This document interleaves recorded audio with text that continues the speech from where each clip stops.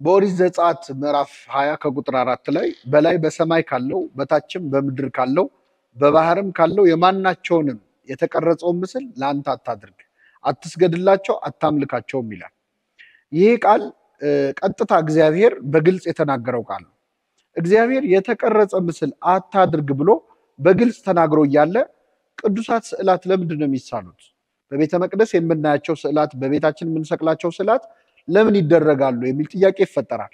በተለይ ይህንን ጥቅስ እያወቅ ስዕል ፊት ቆመ ስትጸልይ ትዝ ካለ ይረብሻል። የእግዚአብሔርን ትእዛዝ የመጣት ስሜት አለው።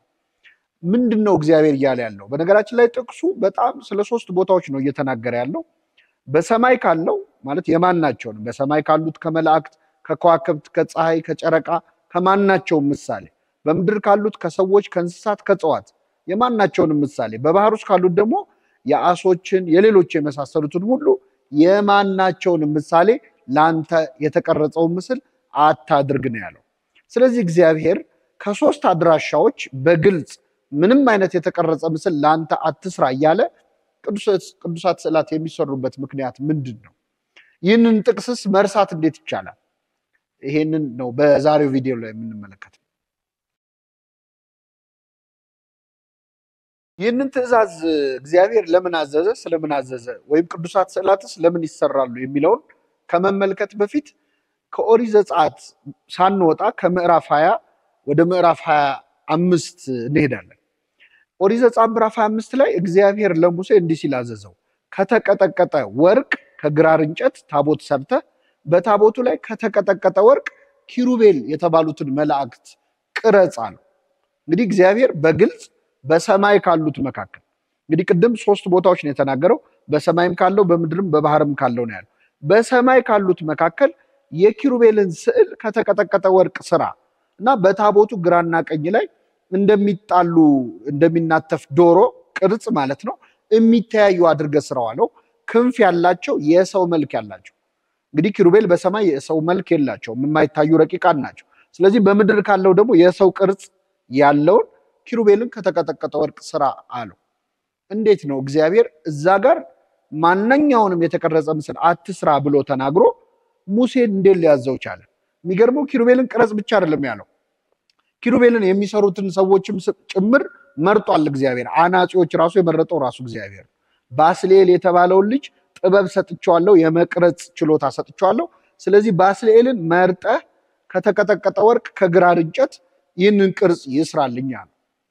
ይሄ ሲገርመን ደግሞ እዛው ቤተ መቅደስ ውስጥ መጋረጃ ላይ ራሱ እግዚአብሔር ከምን አይነት ቀለም፣ ሐምራዊ ቀለም ካለው ሐር ክር ወስደህ ሰፍተ ደግሞ ኪሩቤልን ጠልፈ በጥልፍ መልክ በስዕል መልክ ስራቸዋል።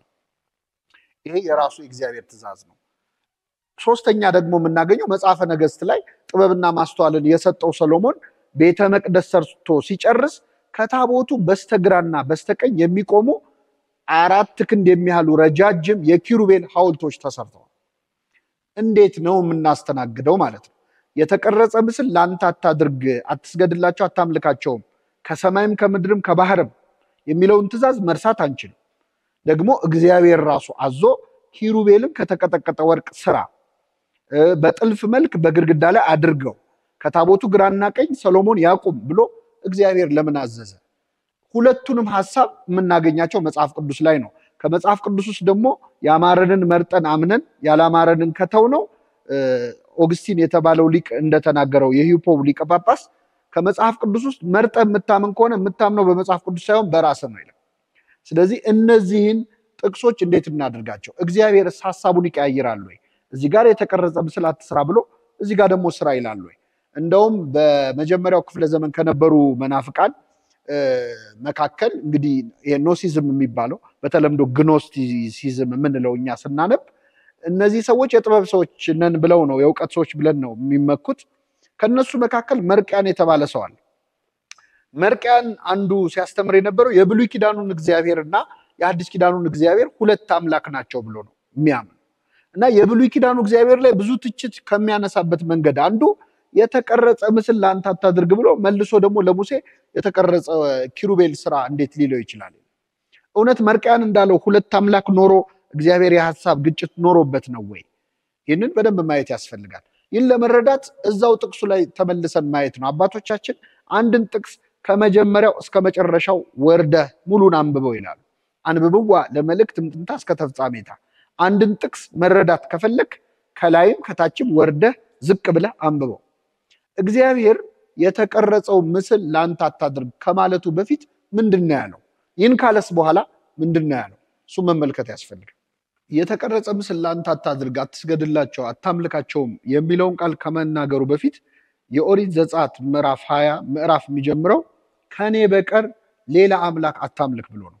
እግዚአብሔር እንዲህ ይላል፣ ከግብፅ ምድር ያወጣሁ እኔ አምላክ እግዚአብሔር ነኝ፣ ከኔ በቀር ሌላ አምላክ አታምልክ።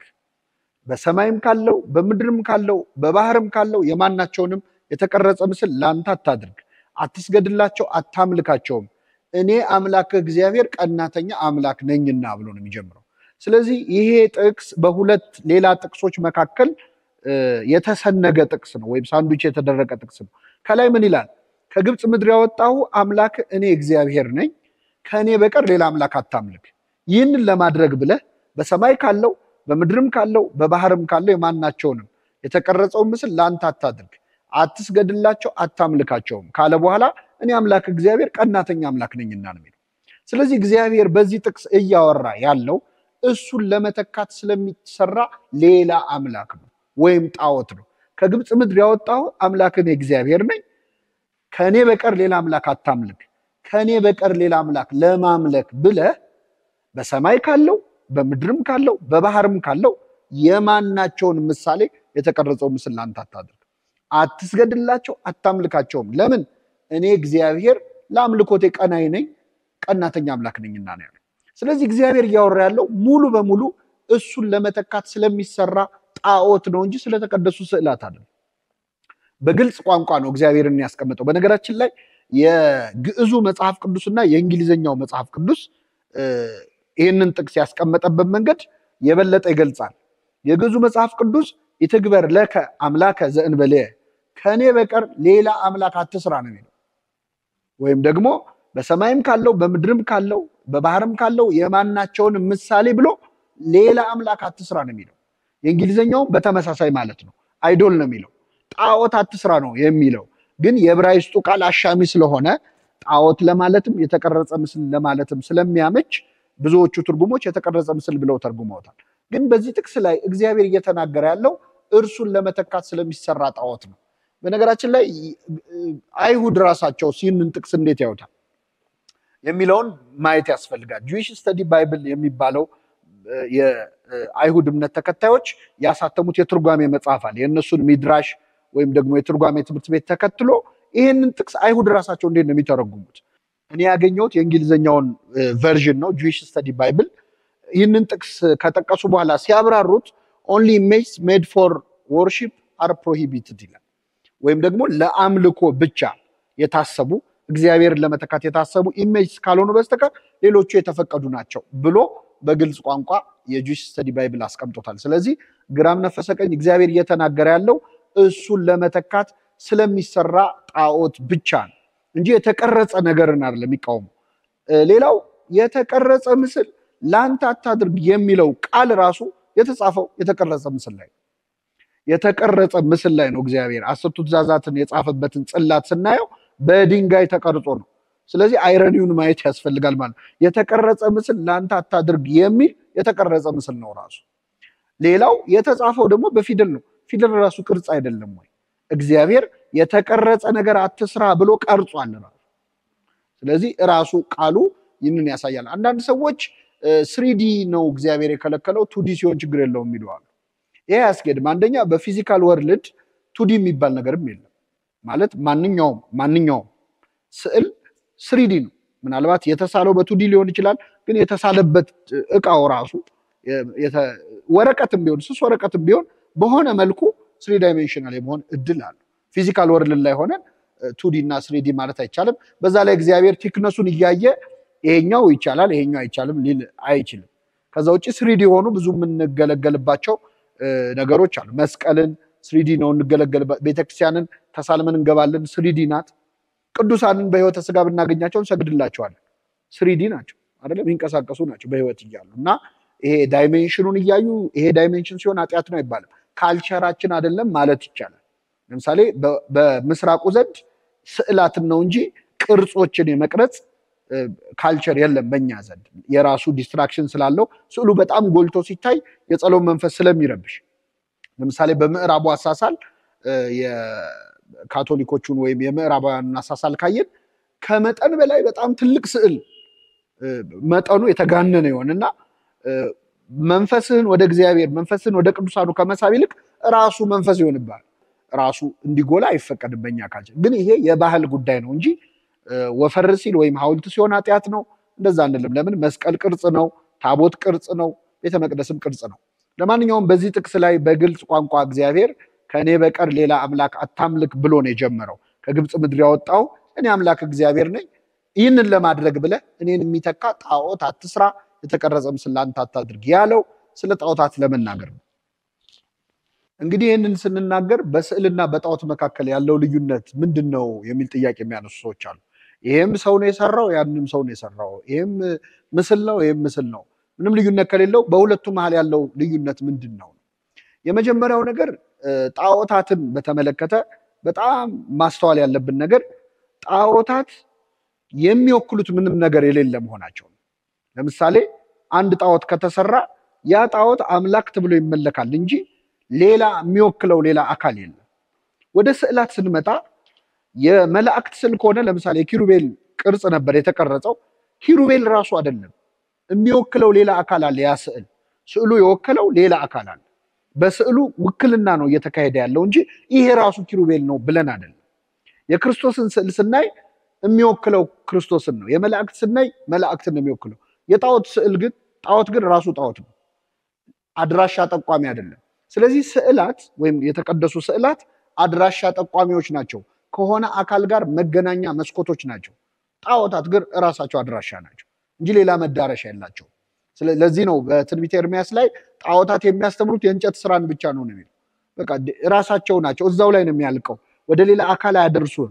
ምናልባት ስታመልከው ሰይጣን አድሮበትም ከሆነ ሰይጣን እኔ ነኝ ብሎ አይመጣም።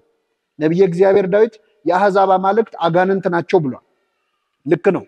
አጋንንት በጣዖት ላይ አድረው ተአምር ሊሰሩና ሰው ሊያስቱ ይችላሉ። ግን እኔ አጋንንት ነኝ ወይም ጋኔን ነኝ ብለው ተናግረው አይደለም። በግልጽ ወክሎኛል ይሄ ብለው አይደለም። ጣዖቱ ራሱ አምላክ እንደሆነ ነው ክሌም የሚያደርገው።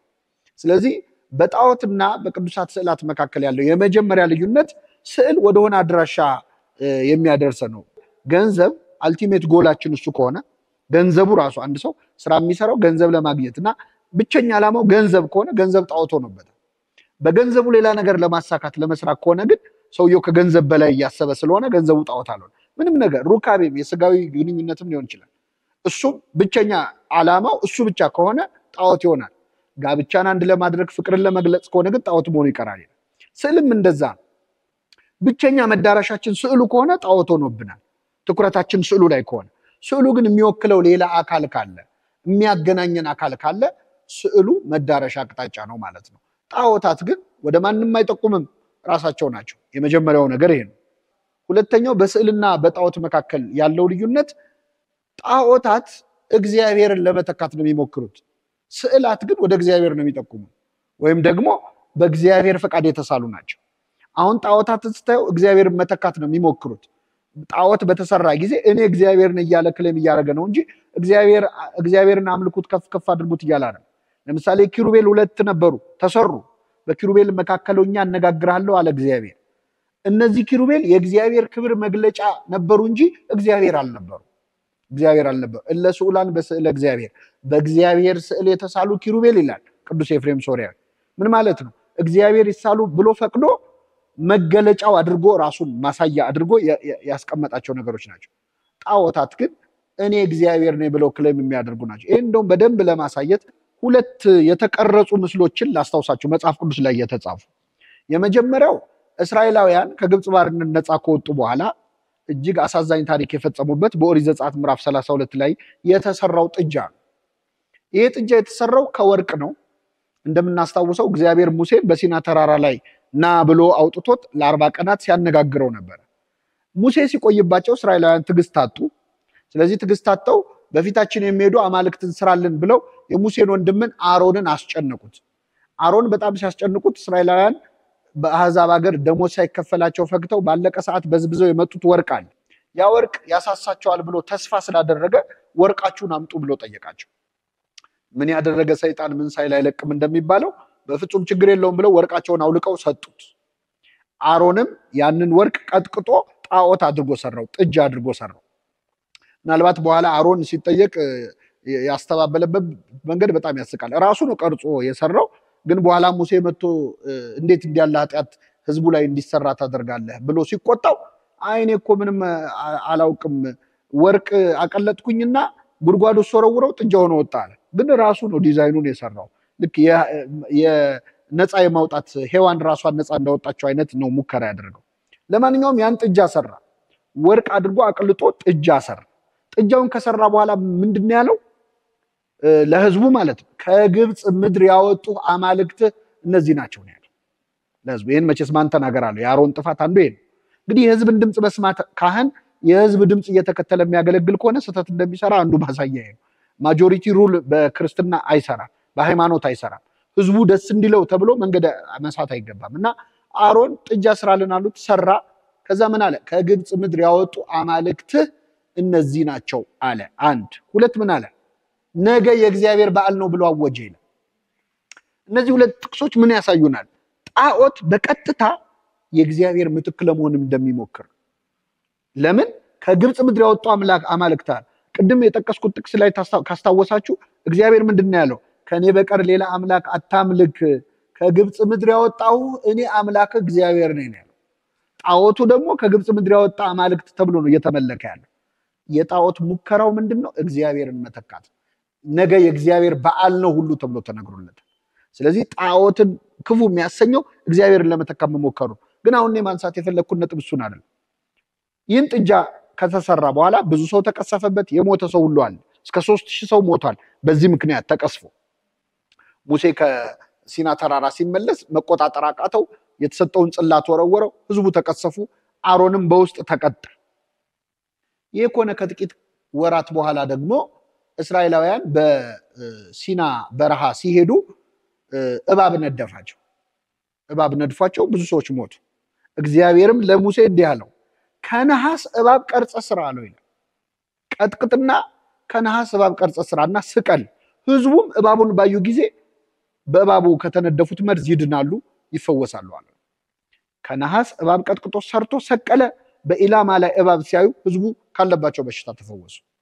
አሁን እኔ ይህንን ቪዲዮ የምትመለከቱ ሰዎች እንድትመልሱልኝ የምፈልገው በጥጃውና በእባቡ መካከል ያለው ልዩነት ምንድነው? ጥጃው የተሰራው ከተቀጠቀጠ ወርቅ ነው። እባቡ የተሰራው ከተቀጠቀጠ ነሐስ ነው። ሁለቱም የተቀጠቀጡ ምስሎች ናቸው። አንድ ሁለተኛ ከጥጃና ከእባብ እንደው የቱ ይሻላል? እስቲ እንደውነን ለመናገር ማለት ጥጃ ቢያንስ ወተት ነው የምታስገኘው፣ እባብ ግን መርዝ ነው የሚያስገኘው። ወደኋላ ስትሄዱ ጥጃ ለመስዋዕት የሚቀርብ ነው፣ ለእግዚአብሔር መስዋዕት ሆኖ የሚቀርብ። እባብ ግን ታሪኩ ጥሩ አይደለም። ሰው ጥጃ ከምትለውና እባብ ከምትለው እባብ ብትለው ይከፋዋል። መርዘኛ ማለት ነው፣ ክፉ ማለት ነው። መርዘኛ የሆነውን እባብ ከነሐስ ቀጥቅጠ ስራ እንዴት ይለዋል? እንደው ሌላ ደና እንስሳ እንኳን አላለውም እግዚአብሔር። እንዴት እባብን ይለዋል? የክፉ ነገር ምልክት የሆነውን የሰው ልጅ ከገነት የወጣበትን እባብ፣ የተረገመውን እባብ እንዴት ስራ ይለዋል? ቀርጸ ስራ አለው፣ ሰራ፣ ህዝቡም አይቶ ዳነ ይላል።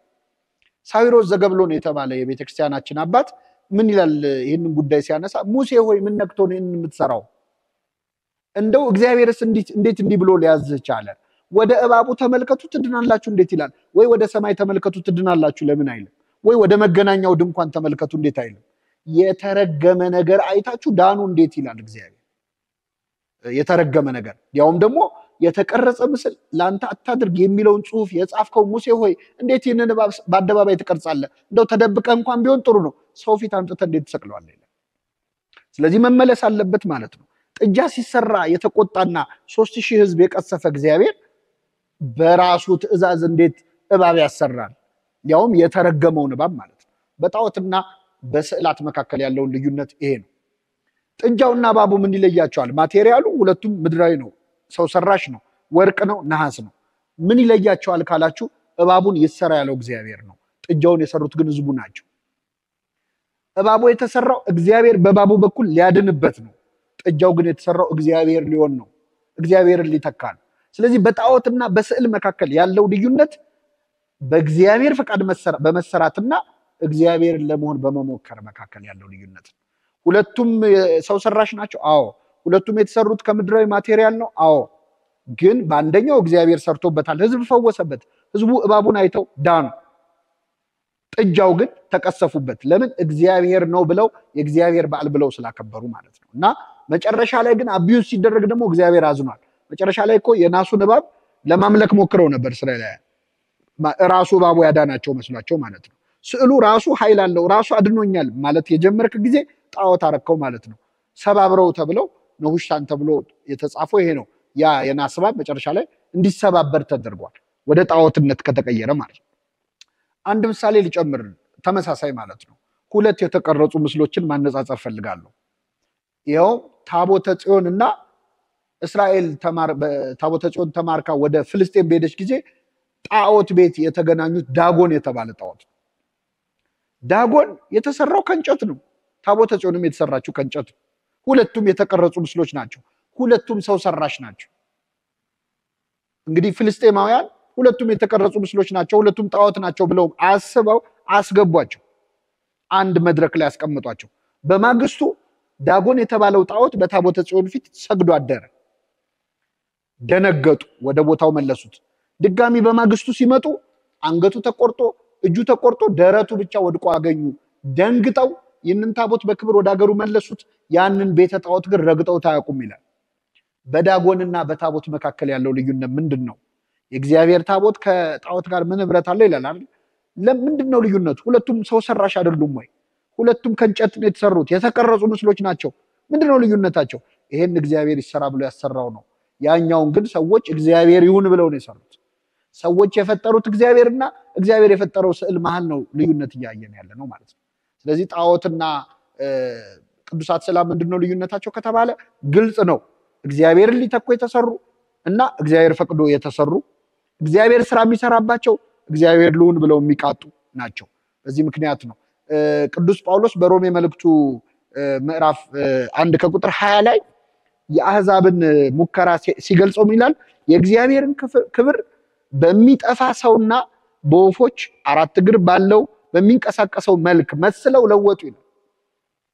እግዚአብሔር እኛ እኮ የክርስቶስን ስዕል ራሱ ክርስቶስ ነው ብለን አናምንም። የክርስቶስ ስዕል ነው እንጂ ክርስቶስ አይደለም። ልክ ስሙን በምናይበት አይነት ነው በነገራችን ላይ ስዕሉን የምናየው። የእግዚአብሔር ስም ኃይል አለው፣ አዎ አለው፣ ግን እግዚአብሔር አይደለም። ስሙ እግዚአብሔር አይደለም፣ የእግዚአብሔር ስም ነው እንጂ። እንደውም አውኖሚያስ የሚባሉ ኔም ወርሺፐርስ የሚባሉ መናፍቃን ተነስተው ነበር ስሙ ራሱ አምላክ ነው ብለው። እኛ እንልም ስሙ የአምላክ ስም ነው እንጂ ስሙ ራሱ አምላክ አይደለም። ስዕልም እንደዛ ነው። የክርስቶስ ስዕል ነው እንጂ ስዕሉ ራሱ ክርስቶስ አይደለም። ክርስቶስ ስራ የሚሰራበት ነው። ስሙ የሚሰራውን ስዕሉ ይሰራዋል ብለን እናምናለን። በዚህ ምክንያት ጣዖትና ስዕላት እጅግ በጣም የተለያዩ ናቸው። ስዕልን የሚጠሉ ሰዎች ያልተረዱን ሌላ እውነታ ራሳቸው ስዕል መሆናቸው ነው። ሰው ራሱ ስዕል ነው። እግዚአብሔር ደግሞ ወደር ያልተገኘለት ሰዓሊ ነው። ቅዱስ ዮሐንስ ዘደማስቆ የተባለው አባት ኦን ዘ ዲቫይን ኢሜጅ ወይም በእንተ ስዕላት አምላካውያት በሚል መጽሐፉ ላይ ዓለም ራሷ በጣም አስደናቂ ስዕል ነች ይላል። እውነትም ለመናገር እግዚአብሔር ለስዕልና ለውበት ግድ የማይሰጠው አምላክ ቢሆን ኖሮ በዙሪያችን የምናያቸውን ውብ የሆኑ ነገሮች ሁሉ አይሰራም ነበረ። ዓለም ላይ አሉ የሚባሉ አስደናቂ ስዕል የሳሉ ሰዓሊያን የተጠቀሟቸውን ቀለማቶች ሁሉ የፈጠረው እግዚአብሔር ነው። አንዱ ቀለም ከሌላው ቀለም ጋር ሲዋሃድ የሚሰጠውን ውብ የሆነ ሌላ ህብረ ቀለምም እንድናውቅ ያደረገን እግዚአብሔር ነው። እግዚአብሔር የፈጠረው አይምሮ ነው። ስለዚህ እግዚአብሔር ሰዓሊ ነው። ሰማይን በከዋክብት ምድርን በአበባ ያስጌጠ ለውበት ግድ ባይሰጠው ኖሮ ሰሎሞን እንኳን በክብሩ ለብሶት የማያውቀውን ልብስ ለሜዳ አበቦች አያለብሳቸውም ነበር። ለሳር ዛሬ ታይቶ ነገ ለሚጠፋው ሳር ይህን የመሰለ አበባ ያስጌጠ ያለበሰ አምላክ እውነት ሰዓሊ አይደለም ወይ? ከሁሉም በላይ ግን እግዚአብሔር የሳለው የመጨረሻው አስደናቂ ስዕል የሰው ልጅ ነው። እንደውም በጣም የሚገርመው መጽሐፍ ቅዱስ ላይ ስዕል ወይም አይከን የሚለው ቃል ለመጀመሪያ ጊዜ የምናገኘው ሰው ሲፈጠር ነው። በኦሪት ዘፍጥረት ምዕራፍ 1 ከቁጥር 26 ላይ ሰውን በመልካችን እንደ ምሳሌያችን እንፍጠር ብሎ ንግበር ሰብአ በአርአያነ ወበአምሳሊነ፣ አምሳል፣ ስዕል፣ አይከን፣ ኢሜጅ የሚለው ቃል ለመጀመሪያ ጊዜ ዓለም ላይ የተሰማው ወይም መጽሐፍ ቅዱስ ላይ የተጻፈው እኛን ሲስለን ነው እግዚአብሔር። ሰዓሊ ሕፃናት የተባለ አዳምን ሲፈጥር ብቻ አይደለም፣ በማህፀን ውስጥ እያለን አሁን ያለንን መልክ የሳለውስ ማን ሆነና? ራሱ እግዚአብሔር ነው። ሰዓሊ ሕፃናት ይባላል። በመንፈስ ቅዱስ ጣት በእናታችን ማህፀን የተሳለን ውብ ስዕሎች እኛ ነን። ዲዛይን የማያልቅበት የእያንዳንዳችን የፊታችን መልክ የተለያየ ነው። የእያንዳንዳችን የጣት አሻራ የተለያየ ነው። ሰዓሊ እኮ ስሎ ዲዛይን ያልቅበታል፣ ሐሳብ ያልቅበታል።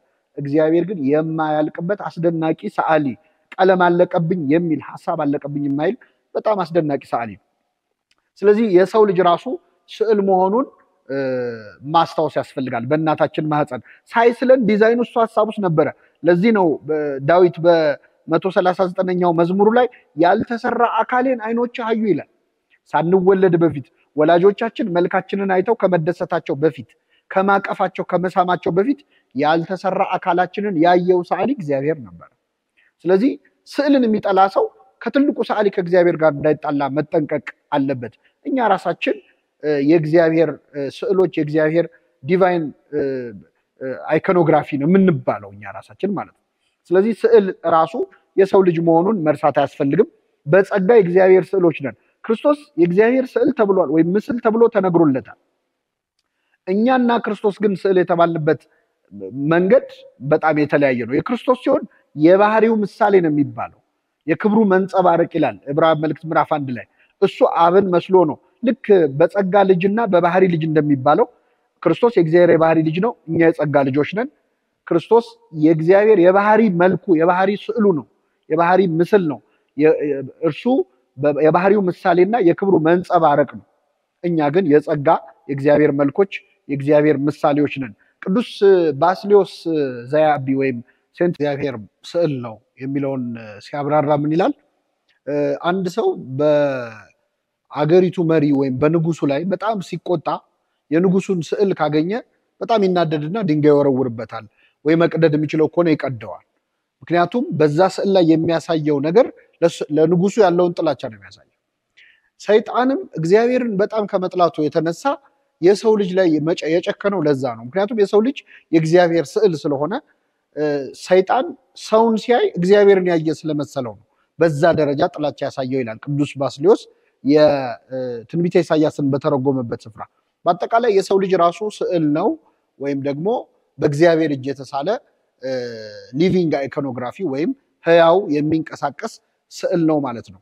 በነገራችን ላይ የነገረ ድህነትም መንገዶችን ወይም እግዚአብሔር ዓለምን ያዳነበትን መንገድ አባቶቻችን በተለያየ መንገድ አብራርተውታል። ከነዚህ መካከል አይከን ሪስቶሬሽን ሞዴል ወይም ደግሞ እግዚአብሔር የተቀደደ ስዕልን ወደ ነበረበት ቦታ የመመለስ ስራ ነው የሰራው የሚለው የቅዱስ ጎርጎርዮስ ማብራሪያ አለ። ይኸውም አንድ ሰዓሊ ስዕል ስሎ ስዕሉ ቢቀደድበት ወይም ቢያረጅበት መልሶ ወደ ነበረበት ስፍራ እንደሚመልሰው የተቀደደውን ስዕል የሰው ልጅ እግዚአብሔር ወደ ስፍራው መልሶታል ብሎ የክርስቶስን ማዳን ይሄ አይኮን ሪስቶሬሽን ሞዴል ወይም ስዕልን ወደ ነበረበት ስፍራ የማደስ የመመለስ መንገድ ብለው አባቶቻችን አስተምረውበታል። ኢትዮጵያዊው ባለቅኔም ለመጀመሪያ ጊዜ እንግዲህ በቤተክርስቲያን ታሪክ ቅኔ ተብሎ የሚጠቀሰው ጉባኤ ቃና ድረ ተሰብረ አጽንኦ ለሰብናነ ልህኩት ለባህዊ ክርስቶስ በማይ ሐዲስ ጥምቀት። ባለቅኔው ምንድነው እያሉ ያሉት? ሰብእናችን ወይም ሰውነታችን ሸክላ በተሰበረ ጊዜ ሸክላ ሰሪው ክርስቶስ በጥምቀት ውሃ ድጋሚ ያደሰው ይላሉ። ሸክላ ሰሪ እንግዲህ ሸክላ ምንድነው የሚያደርገው? ያፈርሰውና በውሃ ያርሰዋል፣ ከዛ በኋላ ድጋሚ ይሰራዋል። እና ስብእናችንን ወይም ሰውነታችን ሸክላ በተሰበረ ጊዜ ለባህዊው ክርስቶስ ወይም ሸክላ ሰሪው ጠቢቡ ክርስቶስ በአዲሲቱ ጥምቀት ውሃ ድጋሚ ያደሰው ብሎ ተናግሯል። ስለዚህ የሰው ልጅ መዳን ራሱ አይከን ሪስቶሬሽን ወይም ስዕልን ያረጀ ስዕልን የማደስ ስራ ተብሎ ይገለጻል። እኛም ራሳችንን እንደ ሰዓሊ እንደ ስዕል አድርገን ነው እግዚአብሔር ፊት የምናቀርበው።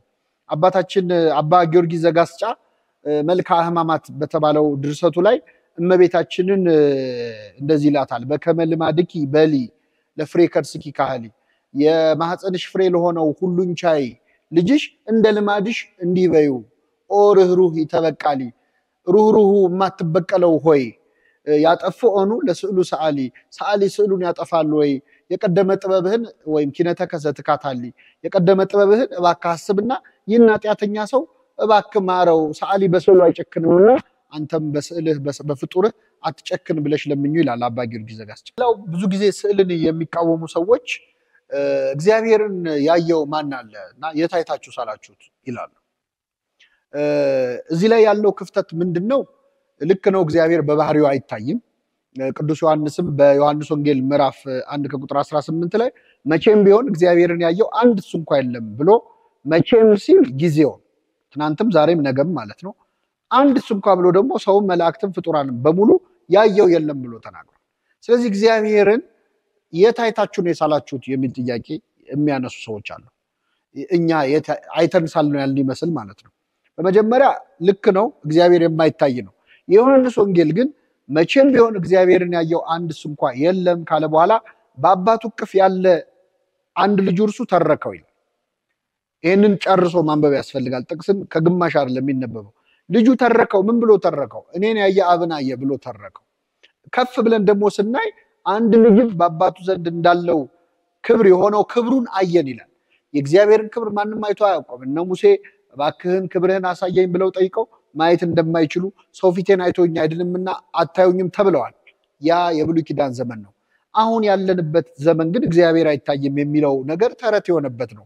ምክንያቱም አንድ ልጅ በአባቱ ዘንድ እንዳለው ክብር የሆነ ክብሩን አየን። ወርኢነ ስብሐቲሁ ከመሃዱ ዋህድ ለአቡ አንድ ልጅ በአባቱ ዘንድ እንዳለው ክብር ያለውን ክብሩን አየን ይላል። ስለዚህ እግዚአብሔርን ክብር ያየንበት ነው። የማይታየው አምላክ የታየበት፣ የማይዳሰሰው የተዳሰሰበት፣ ቁስ በሆነው ነገር የተገለጠበት ነው። ቅዱስ ዮሐንስ ዘደማስቆ ምን ይላል? የማይታየው አምላኬ በሚታይ ነገር ተገልጧልና እኔም በሚታይ ነገር አመልከዋለሁ ይላል። ትክክል ነው። እግዚአብሔር አይታይም ነበር በባህሪው፣ አሁን ግን ሰው ሆኗል። አሁን ክርስቶስ ሰው ሆኖ በምድር ላይ በተመላለሰበት ዘመን ብትኖሩና አሁን እጃችሁ ላይ ያለው ካሜራ ቢኖራችሁ ክርስቶስን ላታነሱት ነው እግዚአብሔር አይታይም ብላችሁ? እኮ ግልጽ ነው። የማይታየው አምላክ ታየ፣ ተዳሰሰ፣ ተጨበጠ። እኛ ግን ከእርሱ ጋር በላን ጠጣን ነው የምንለው። ስለዚህ የማይታይ አምላክ ነው በባህሪው። አዎ፣ ግን የማይታየው አምላክ ታይቷል። ስለዚህ የማይታየው ከታየ እኛም በሚታይ ነገር እግዚአብሔርን እንገልጠዋለን። በመለኮታዊ ባህሪው ግን እግዚአብሔር ሊታይ አይችልም። ከዛ ውጪ ምናልባት የቅድስት ሥላሴ ስዕል እንዴት ይሳላል ምናምን የሚሉ አሉ። ይሄ ራሱን ችሎ በሌላ ቪዲዮ መለስበታለሁ። ግን እግዚአብሔር በባህሪ መለኮቱ ሊሳል አይችልም። እንኳን እግዚአብሔር መላእክትም ረቂቃን ናቸው፣ ሊሳሉ አይችሉም። ኪሩቤል ግን ተስለዋል። በሰማይ እኮ አይታዩም፣ አይጨበጡም። አርባዕቱ እንስሳ ተብለው ሲሳሉ በሰማይ አራት እንስሳ ያለ የሚመስለው ካለ የዋህ ነው። እየገለጸ ያለው እግዚአብሔር ባህሪያቸውን ነው በሆነ መልኩ የታየው። ስለዚህ በታየው ራእይ በታየው ነገር ተመስርቶ መሳል ከተቻለ ሰው ሆኖ የተመላለሰ አምላክን የማይሳልበት ምንም ምክንያት የለም ማለት ነው። ልክ ነው፣ እግዚአብሔር በባህሪው አይታይም። ስዕላት ግን ከታየ በኋላ የመጡ ነው። ቁስን መጥላት የኖስቲሲዝም ወይም የግኖስቲኮች አስተሳሰብ ነው። ምንም በሚታይ ነገር መታየት የለበትም እግዚአብሔር የሚለው የሚታየውን መጻፍ። ቅዱሳት ስዕላትን የምናይበት አይን መጽሐፍ ቅዱስን ከምናይበት አይን ብዙም አይለይም። ምክንያቱም ስዕላት ራሳቸው መጽሐፍ ቅዱስ ስለሆነ ነው። ድርሳነ ሚካኤል በተባለ ቤተክርስቲያናችን መጽሐፍ ላይ አንድ በጣም ውብ አገላለጽ ስለዚህ ጉዳይ ተጽፎ እናገኛለን። ቅዱሳት ስዕላት የሰው ልብ በእግዚአብሔር ተስፋ ላይ ያርፍ ዘንድ የተዘጋጁ የሥራው መጽሐፍት ናቸው የሚል ማለት ነው። እውነት ነው። ምክንያቱም መጽሐፍ ቅዱስ የሚሰራውን ስራ ስዕላት ይሰሩታል። በመጀመሪያ 1000 ቃላት ሊገልጹት የማይችሉትን ሐሳብ አንድ ስዕል መግለጽ ይችላል። ይሄን መቼስ የትኛውም ሃይማኖት ተከታይ ሊክደው አይችልም። ምክንያቱም አንድን ነገር በጽሁፍ ወይም በንግግር ከመግለጽ ማሳየት በጣም ከበቂ በላይ ነው። እንዲያውም አንዳንዴ ቃላት ሊገልጿቸው የማይችሏቸው ሐሳቦች አሉ። በምንም ተአምር ልትናገረው በምንም ተአምር ልትጽፈው የማትችለውን ሐሳብ ልትስለው ግን ትችላለህ።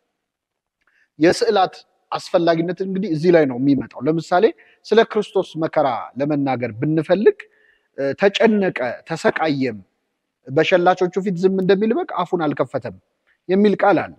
ይህንን ቃል የቱንም ያህል ደጋግመህ ብትነግረው ክርስቶስ ሲጨነቅና ሲሰቃይ ከሚያሳይ ስዕል በላይ ተቸንክሮ ደሙ ሲፈስ ከሚያሳይ ስዕል በላይ ልትገልጸው አትችልም። ስለዚህ ቃላት ሊገልጹት የማይችሉትን ሐሳብ ስዕል እንደሚገልጽ የታወቀ ነገር ነው። በስዕልና በጽሁፍ መካከል ወይም በስዕልና በንግግር መካከል ያለው ልዩነት ማለት በማየትና በመስማት መካከል ያለው ልዩነት ነው። ስለዚህ እግዚአብሔር የሚሰማ እንጂ የማይታይ አምላክ ነው። ወይም ደግሞ ወንጌል በጽሁፍ ነው እንጂ በቃል አይነገርም፣ ማነው በስዕል አይነገርም፣ ሊታይ አይችልም አይባልም። ጆሮ ሰምቶ እንደሚረዳው ሁሉ አይን አይቶ ደግሞ ይፈርዳል ይባላል አይደል? ሰው በማየትም ያምናል እና አይንን መስበክ የሚቻለው ደግሞ በስዕል ነው። አለዚያ ግን ጨርሶ በጽሁፍ የተጻፈውን ወንጌል የተቀበለ ሰው፣ በጽሁፍ የተጻፈውን መጽሐፍ ቅዱስ የተቀበለ ሰው ስዕልን የማይቀበል ከሆነ ስብከቱን ወስኖታል ማለት ነው። ለምሳሌ እኔ የመጽሐፍ ጸጋ ባይኖረኝና የመሳል ጸጋ ቢኖረኝስ ሰዓሊያን ባላቸው ጸጋ እግዚአብሔርን ማገልገል አይችሉም ወይ? ለምሳሌ ጥሩ ድምፅ ያለው ዘማሪ በጣም በጥሩ ድምፅ ስለ ክርስቶስ መከራ ይዘምራል። በመዝሙሩ ጌታ መሰቃየቱን እንድናስብ የጌታን ውለታ እንድናስብ ያደርገናል። ጥሩ ሰባኪ በጥሩ አንደበት ይገልጸዋል። ያንን ያህል ጥሩ ጸሐፊ በጥሩ መጽሐፍ የጌታን መከራ ይገልጽልናል። ሰዓሊ ግን አይ አንተ ያንተ ጸጋ ኃጢአት ነው ሊባል ይችላል። ይሄ ፌር ሊሆን ይችላል የራሱ። በእውነት እኮ ይሄን አይነቱን አስተሳሰብ ሰዓሊያን ሰልፍ ወጥተው ሊቃወሙት የሚገባ ነገር ነው። ምክንያቱም ሁሉም ሰው እግዚአብሔርን የሚያገለግለው በተሰጠው ጸጋ ነው። እንደ ባስልኤል የመቅረጽ የመሳል ቪዥዋላይዝ የማድረግ ጸጋ የተሰጣቸው ሰዎች ከእግዚአብሔር አገልግሎት ዞር ይበሉ አይባልም። ቤተክርስቲያን ይህን ስለምትረዳ ቃልና ስዕል እኩል ነው። ለዚህ ነው ክርስቶስ የእግዚአብሔር ቃልም ይባላል የእግዚአብሔር መልክም ይባላል። ሁለቱም አገላለጾች አሉ፣ እኩል ነው ማለት ነው። በቃልና በስዕል መካከል ያለው ልዩነት አይ የለም ደግሞ ብሎ የሚከራከር ሰው ካለ እኔ ኢየሱስ ብዬ ስጽፍ እኮ ኢየሱስ ብዬ እየሳልኩ እኮ ነው። ምናልባት ችንካሩን አልሳልኩ ይሆናል፣ ደሙ ሲንጠፈጠፍ አልሳልኩም። ስሙን ግን ስጽፈው ራሱ ፊደሉ ራሱ እኮ ስዕል ነው። ስለዚህ በዚህ ደረጃ ስዕልን ባይተዋር አድርጎ ማሰብ በጣም የተሳሳተ ነገር ነው። ከዛ ውጪ ሰው ስዕል ቢከለከልም ኢማጂን ማድረግ ግን ሊያቆም አይችልም። ለምሳሌ ጌታ ተሰቃየ ብዬ ስናገር የምትሰሙ ሰዎች በህሊናችሁ የጌታን ስቃይ ኢማጂን ታደርጉታላችሁ። ተቸነከረ ሲባል የሚቸነከር እጅ ታስባላችሁ። የሾህ አክሊል ደፋ ሲባል የሾህ አክሊል የደፋ ደሙ የሚንጠፈጠፍ ታስባላችሁ። አይምሯችን ኢማጂን ማድረግ አያቆምም። በህሊናችን የሆነ ስዕል መሳላችን አይቀርም። ስለዚህ ወደ ቁስ የተለወጠ ኢማጂኔሽን እኮ ነው ስዕል ማለት። ወይም ደግሞ ወደ ጽሁፍ ወደ ስዕል በቀለም በብሩሽ የተገለጸ ሐሳብ ነው። አይምሯችን ላይ ያለውን ነገር ነው የምንስለው እና ሺህ ቃላት ሊገልጹት የማይችሉትን ሐሳብ ስዕላት ይገልጻሉ። ቅዱስ ባስልዮስ ስለ አንድ ሰማዕት በተናገረበት ስፍራ አንድ የተናገረው ነገር አለ። የድል ነሺዎች የሰማዕታትን የጽናት ተጋድሎ ስዕል የምትሰሩ ጠቢባን ሆይ እነሆ ተነሱ ይላል። አክሊላትን ለተቀዳጁ ድል ነሺዎች እኔ የማቀርበው ምስጋና ብሩሻችሁን ከብሩህ ቀለማት ጋር ከሚያነቃቃው ጥበብ አንጻር ሲታይ አሰልቺ ነው ይላል። ማለት የኔ ንግግር ከናንተ በብሩሽ ከሚገለጸው ሐሳብ የተነሳ ሲታይ በጣም አሰልቺ ነው። የሰማዕቱን ተጋድሎ በስዕላችሁ ጥቃቅን መስመሮች ውስጥ ሳይ እጆቹን በእሳት ነበልባሎች መካከል ሆነው እመለከታለሁ።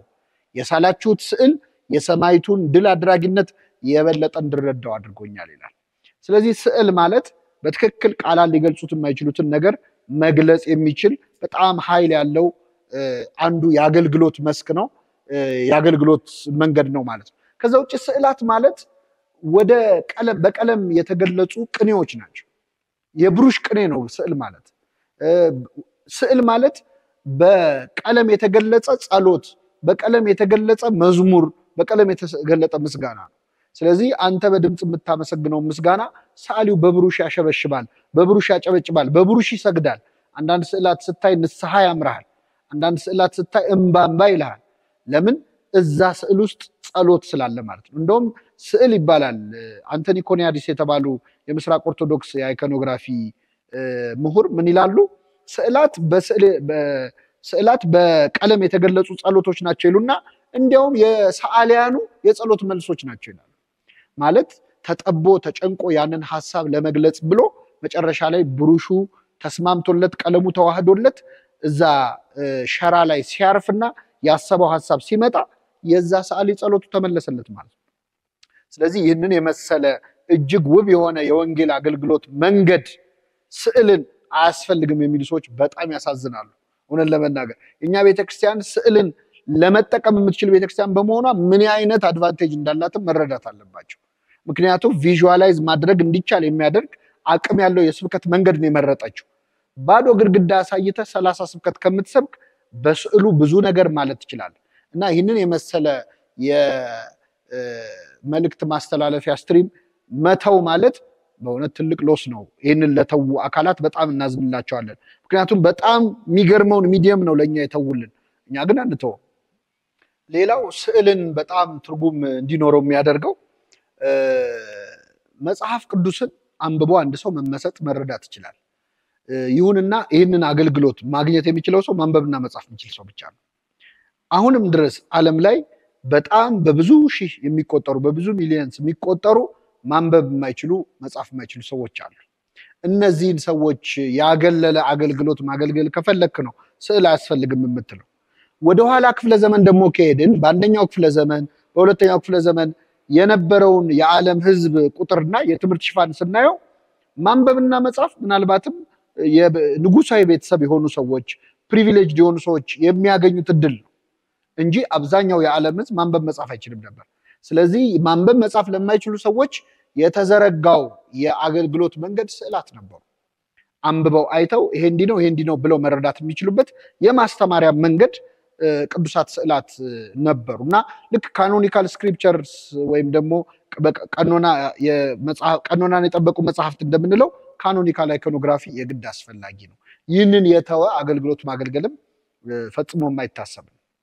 በነገራችን ላይ በመጀመሪያው ክፍለ ዘመን የትምህርት ሽፋን ስለሌለ ብቻ አልነበረም ማለት ልክ አሁን ስዕላትን እንደ ትምህርት መርጃ መሳሪያ ብቻ ደግሞ እንዲታዩ ለማለት አይደለም። በመጀመሪያዊቱ ቤተክርስቲያን የቅዱሳት ስዕላት አገልግሎቶች ነበሩ። በተለይ አውሳቢዮስ ዘቂሳርያ ኤክሊዚያስቲካል ሂስትሪ ወይም የቤተክርስቲያን ታሪክ በተባለው መጽሐፉ ላይ የጠቀሳቸው የመጀመሪያው ክፍለ ዘመን ሰዎች ስዕልን ይስሉ ነበረ። የተገኙ ስዕላትም አሉ። ለምሳሌ የሶሪያው ንጉስ አብጋር የተባለ ንጉስ የጌታችን ማበሻ ጨርቅ ላይ የክርስቶስ ስዕል ታትሞለት እንደነበረ አውሳቢዮስ ዘቂሳርያ እንግዲህ አውሳቢዮስን መጥቀስ ምን ያህል ተራ እንዳልሆነ የቤተክርስቲያን ታሪክ ላይ በሰፊው ቪዲዮ ላይ አይታችሁታልና አውሳቢዮስን አይነት ሰዎች የጠቀሷቸው ስዕላት ነበሩ። አንዱ አብጋር ያለ ሰው እጅ የተሰራው የክርስቶስ ማበሻ ላይ የተገኘ በጨርቅ ላይ የተገኘ ስዕል ነው። ሌላው የታወቁ ስዕላት ደግሞ አሉ በቤተክርስቲያን ታሪክ እንደዚሁ አውሳቢዮስ የጠቀሳቸው። ለምሳሌ ደም ይፈሳት የነበረች ሴት እናስታውሳለን። በእኛ ቤተክርስቲያን ዮስቲና ተብላ ትጠራለች። ይቺ ሴት ለክርስቶስ ውለታ ማስታወሻ የሚሆን ሐውልት አሰርታ ነበር እና እስከ ዘመነ ሰማዕታት ድረስ ቆይቶ እንደነበረና ይህን ስዕል ብዙዎች እንደተመለከቱት የጴጥሮስንም የዮሐንስንም የጌታንም ስዕል እንደዚሁ በዛ ጊዜ መገኘቱን አውሳቢዮስ ዘቂሳርያ ጽፎታል።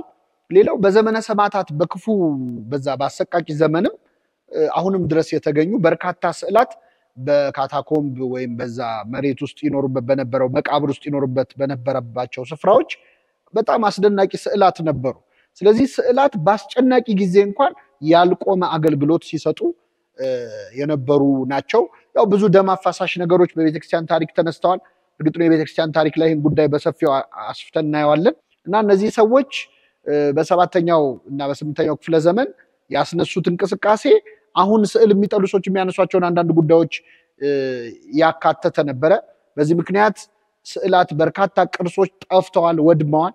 ምክንያቱም ስዕል ጠሎች የአይኮኖክላስቶች ከስጋው ደሙ ውጪ ሌላ ስዕል የለም የሚል አይነት ሲጀመር ስጋው ደሙ ስዕል ተብሎ አያውቅም። ምክንያቱም ክርስቶስ ምሳሌ ነው ወይም ስዕል ነው አላለም። አማናዊ ስጋዬ ነው ደሜ ነው ያለው እንጂ የስጋዬ ስዕል ነው አላለም። እና ይህንን ሐሳብ አንስተው በጣም ደም አፋሳሽ የሆነ ነገር ተፈጥሮ ነበረ። በመጨረሻ ያው በሁለት ወገን ተከፍለው ስዕል ጠልና መምለኪያነ ስዕል ደግሞ አሉ። እኛ ግን ከሁለቱ መሃል ሆነን ስዕልን አናመልክም፣ ስዕልንም አንጠላም፣ በስዕሉ የስዕሉን ባለቤት ነው የምናከብረው የሚለው ድምዳሜ ሆኖ የኦርቶዶክሳውያን የድል ቀን ተብሎ በባይዛንታይን አካባቢ በምስራቃውያኑ ዘንድ ይከበራል። እና ዮሐንስ ዘደማስቆ እንግዲህ በዚህ ጉባኤ ላይ ነው ተገኝተው ኦን ዘ ዲቫይን ኢሜጅ የተሰኘውን ጽሑፍ ያቀረቡትና ከዛ በፊት የነበሩ አባቶችን ምስክርነት ጠቅሰው የስዕልን አስፈላጊነት የጠቀሱ። ለማንኛውም ስዕል ከጥንት ዘመን ጀምሮ የነበረ ፈጽሞ ሊተው ወደ ጎን ሊደረግ የማይችል የስብከተ ወንጌል መንገድ ነው ማለት ይችላል። አንድ ስዕል በተሳዩ ስም ሊገለጽ እንደሚችል ለማስረዳት እኔ አንድ ምሳሌ ልጠቀም ፈለግኩኝ። እንግዲህ ስዕላትን አስመልክቶ አንድ ነጥብ ለማንሳት አንድ ጥያቄ ይህንን ቪዲዮ ለምታይ ሁሉ ጠይቃለሁኝ። ይሄው ምንድነው ስክሪን ላይም አሁን የምታዩት ምንድነው ብዬ ብጠይቃችሁ ምንድነው መልሳችሁ? 3 ሰከንድ እሰጣለሁ። አበባ ነው። ብዙ ሰዎችን በአካል ጠይቄያቸው የመለሱልኝ መልስ አበባ የሚል ነው። ከዚህ የተለየ መልስ ያለው ሰው ካለ ሊኖር ይችላል አላቅም፣ ግን አብዛኛው ሰው የመለሰው መልስ አበባ ነው። ሁለተኛ ጥያቄ ደግሞ ጠይቃለሁ። አሁን የምታዩትስ ምንድነው? 3 ሰከንድ እሰጣለሁ።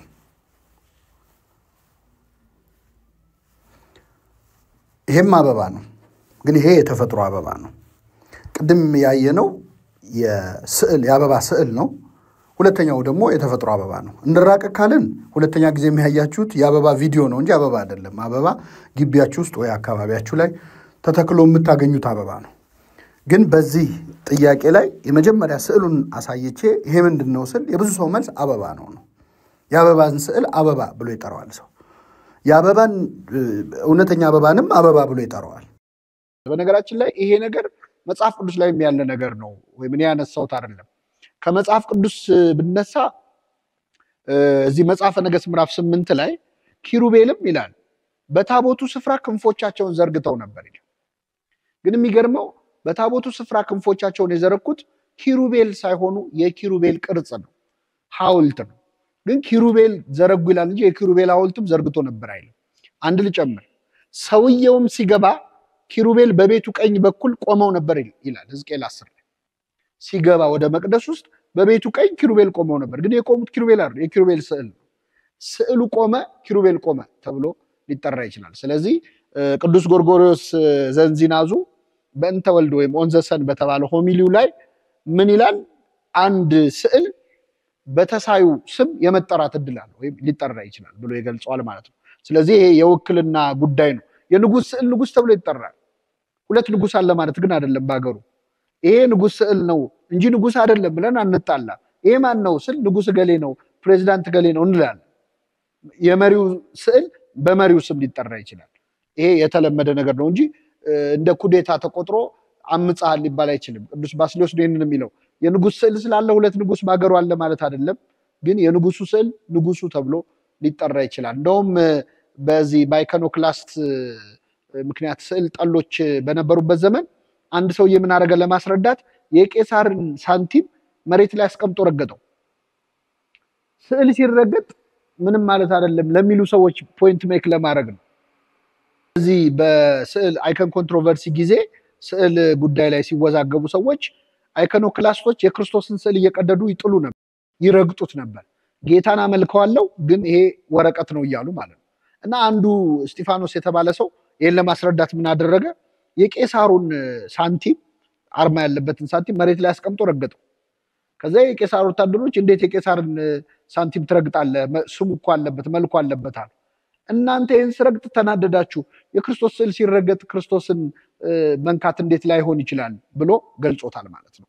እና በስዕሉ ፊት የሚደረገው ንቀትም አክብሮትም ተወካዩን ስዕሉ የወከለውን አካል ይነካል ለማለት ተጠቅሞበታል። ስለዚህ ስዕልና ተሳዩ ተቃይረው ቢጠሩ አዲስ ነገር አይደለም ማለት ነው። የመጨረሻ ማነሳው ነገር በስዕል ፊት የምናደርገውን አክብሮት። አንዳንዶች መጀመሪያ ስዕል አይኑን አያሳየን የስዕል ነገር አያስፈልግም ይሉና በጣም ስትከራከሯቸው ይሳል ግን ለምን ይጸለያል ስዕል ፊት ለምን ይሰገዳል ለምን አክብሮት ይሰጣል ይላሉ። ስለዚህ ጥያቄያቸውን ኢምፕሮቫይዝ ያደርጉታል እንጂ ተመለሰልን ለካ እናውቅም ነበር ተሳስተን ነው አይሉ።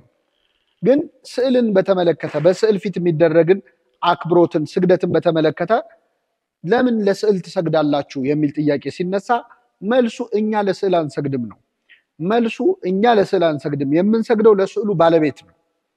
ይህንን ለማስረዳት እኔ ወደ ጥቅሱ ወይም ወደ ሃይማኖት ሐሳቡ ከመምጣቴ በፊት አንድ ጥያቄ ማንሳት ፈልጋለሁ። ለምሳሌ ብዙዎቻችን በምንሰራበት መስሪያ ቤት ውስጥ ቢሮ ቢኖረን ቢሮአችን ላይ የምንወዳቸውን ቤተሰቦቻቸውን ፎቶ እናስቀምጣለን፣ እናየዋለን፣ ስናየው ፈገግ እንላለን፣ ሲናፍቁን እንመለከተዋለን። ምናልባትም ደግሞ በጣም የራቁንና ማናገኛቸው ከሆኑ ፎቶአቸውን እያየን እናለቅሳለን፣ እንስቃለን፣ ትዝታ እያስታወስን ማለት ነው። የሞቱብን እንደሆን በባህላችን የሞተበት ሰው የሞተበትን ቤተሰቡን ፎቶ ይዞ አቅፎ ያለቅሳል። እያለቀሰ ያለው ለምሳሌ አንዲት ሴት አባቷ ሞተው የአባቷን ፎቶ እያየች በአባቷ ፎቶ ፊት ብታለቅስ እያለቀሰች ያለችው ለፎቶ አይደለም። እያሰበች ያለችው አባቷን ምናልባትም አሁን ፎቶ ባለበት ዘመን ስለተወለድን ነው። ይቺ ሴት የዛሬ 500 ዓመት 300 ዓመት ብትኖር ደግሞ አባቷም ልታስላቸው ነው የምትችለው። ስለዚህ በስዕል ፊት ነው አሁን በፎቶ ፊት እያደረገች ያለችውን ነገር የምታደርገው። ግን በፎቶ ፊት ወይም በስዕሉ ፊት የሚደረገው ማንኛውም አይነት ፍቅርም ጥላቻም አክብሮትም ንቀትም ለስዕሉ ሳይሆን ለፎቶ ሳይሆን ለፎቶ ባለቤት ለስዕሉ ባለቤት። በቅዱሳት ስዕላት ፊት የምናደርገው ነገርም ከዚህ የተለየ አይደለም። ለስዕል አንሰግድም ስንል ስዕልን እንቃለን ማለት አይደለም። ስዕል ፊት የሚደረግ ንቀት ስዕሉን ሳይሆን የስዕሉን ባለቤት መንካት እንደሆነ አክብሮቱን በዛ አይነ ነው የሚታየው። ስለዚህ አኮ ዘንሰግድ ለረቅ ወለቀለም ወለግብረ እድ ድርሳነ ሚካኤል ላይ አፎሚያ የሚካኤልን ስዕል ይዛ የነበረበትን ታሪክ ከተነተኑ በኋላ አባቶቻችን በደም ቆንጆ አድርገው የጻፉት ቃል አለ። ወሶበሂ ንሰግድ በቅድመ ስዕላት አምላካውያት ይላል። አኮ ዘንሰግድ ለረቅ ወለቀለም ወለግብረ እድ አምላክ በሚገለጥባቸው ስዕላት ፊት በምንሰግድበት ጊዜ ለቀለሙ ለወረቀቱ ለቅሙ ለንድፉ የምንሰግድ አይደለም። በስዕል ፊት የሚደረገው ማንኛውም አይነት አክብሮት ስግደትና ጸሎት ለስዕሉ ሳይሆን ለስዕሉ ባለቤት ነው። ስለዚህ ጥያቄ መጠየቅ ያለበት የስዕሉ ባለቤት ጸሎት ይገባዋል ወይ ስግደት ይገባዋል? እሱን ለብቻው እንነጋገርበታለን። አንድ ራሱን የቻለ ቪዲዮ ይኖረዋል በዚህ ቻናል ላይ እንኳን እሱን መነጋገር ይቻላል። ስለዚህ ስዕሉ ፊት የሚደረገው ነገር ለስዕሉ አይደለም።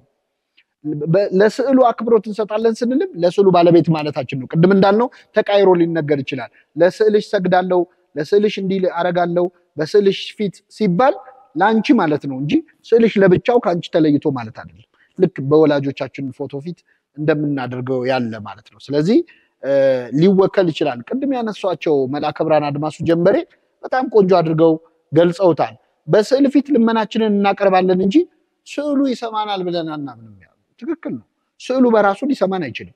በስዕሉ ላይ ተአምር እንኳን ቢከሰት ስዕሉ አይደለም ያን ያደረገው፣ ከስዕሉ ጀርባ የተወከለው አካል ነው ማለት ነው። ልክ የእግዚአብሔር ስም እንደምንለው ነው። ይህንን እንዳትረሱት።